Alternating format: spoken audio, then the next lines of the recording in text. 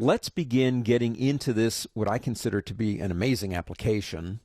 And let's talk about some of the fundamental things about Adobe Illustrator. Now, first off, Adobe Illustrator is probably older than a lot of people that are listening to me right now. It came out in 1987, believe it or not. It was Aldous Illustrator. It has really grown from those beginning days. Bought by Adobe. Adobe Illustrator is what we call it now. We're currently at CC, which is kind of cool, Creative Cloud. We're here to talk about fundamental differences. Many times at university, I'll have a student come up to me and they'll say, well, Professor, I've got Adobe Photoshop and I love it. I use it all the time.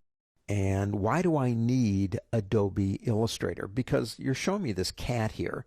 And, I'm pretty good. I could paint that in Adobe Photoshop. I wouldn't disagree with that. I could make this in Adobe Photoshop. The fundamental difference between something done and created digitally, like with a digital camera, and opened in Photoshop, and something done in Illustrator is how it's built. Now, I have two things open, Gato, El Gato, the cat, and Flowers, PSD. If you want to check these out, they are in your working folder. That's fine. But what I want to talk about is what's the difference between them. Now, this is a photograph taken with my digital camera. It is open in Adobe Illustrator, and that's fine. But I think most of us know this, but I'm going to do it anyway. If I come up and pick up my zoom tool and begin zooming in on this area right here, now this is a high-res image, so it'll take a bit, but eventually we begin to see the actual breakdown of the image itself. We begin to see the pixels that make this image up. Now, whether you know this or not, and I think you do, an image that's a photograph is built up and it's resolution dependent. The number of pixels in a linear inch determine its quality. What I like to say is photographs will live and they will die on their resolution. If I have an image with a resolution of 72, it'll be fine in PowerPoint. It'll be fine on the internet in a PDF document, but it ain't going to work if I want to print it. If it's 300, it'll work to print, but it wouldn't really be that good if you're going out to the internet. So resolution is a very important part. It's bricks.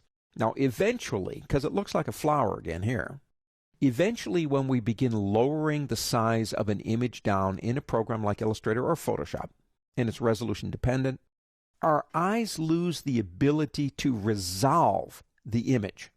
Resolution is about resolving. Eventually, our eyes can no longer resolve the little tiny bricks. And what happens is color memory and color shape in our heads take over and we see a flower. But in reality, that thing is nothing but a bunch of square bricks, pixels. Now, if we go back to El Gato here, this was drawn with a pen tool. Now, it's not really that complicated of a shape. If I come up here to the word View, there's an option called Outline. Now, that won't work with a photograph because the photograph's not vector. But if I click that, you will see the outline that the pen tool made to draw it, and then it was filled with colors and it became the cat. Now, the shortcut for going from outline to regular preview is Command Y. That's Command Y on a Macintosh or Control Y in Windows. Either way, it's going to work. Same keys, different names. The difference, and again, I think you know this. If you don't, you're going to find it out. That cat, I can do anything I want with that cat. I can blow him up to the size of the moon, and he will look fine sitting on the moon if I could get him up there.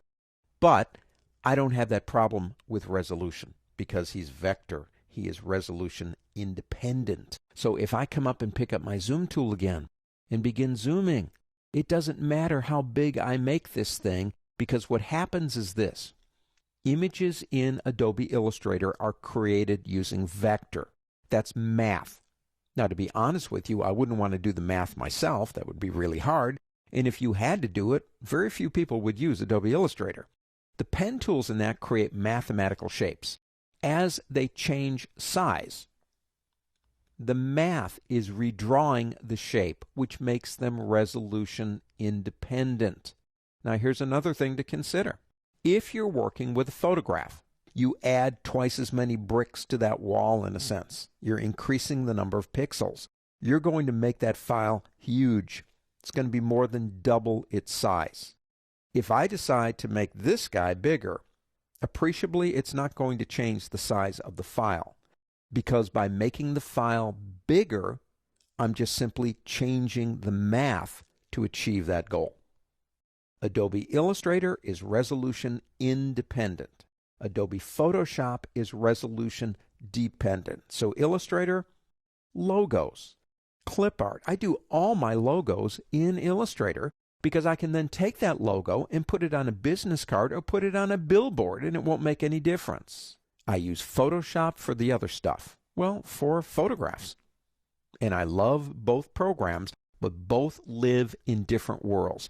Resolution dependence, that's Photoshop, and resolution independence, that's Adobe Illustrator.